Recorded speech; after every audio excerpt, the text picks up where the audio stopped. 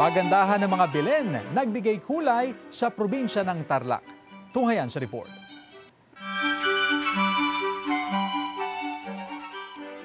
Limamput-dalawang Belen o nativity scene ang magpapaningning sa lalawigan ng Tarlac.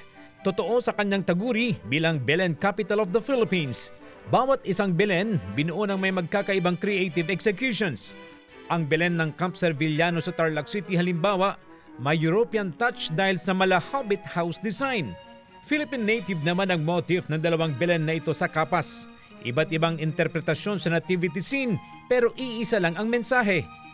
Ang singular meaning ng Belen po, isang pagbibigay ng kahalagahan sa simpleng kapanganakan ni Kristo sa sabsaban at ang importance ng prayer before the Belen. Bagamat nagkakaisa ang mga Tarlakenyo na iangat ang kanilang Belenismo, kompetisyon pa rin ito para sa pinakamagandang Belen. 5 kategorya ang paglalabanan ng mga entry. Ito ang entry ng St. Michael the Archangel sa Kamiling Tarlac. Ang konsepto nila, naglalakbay na Belen sa bangkang may dalang pag-asa. Kapag nanalo ulit, Hall of Famer na sila sa church category.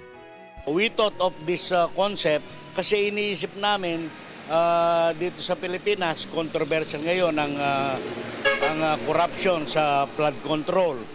So one of the symbols by which we can overcome any flooding is through boats.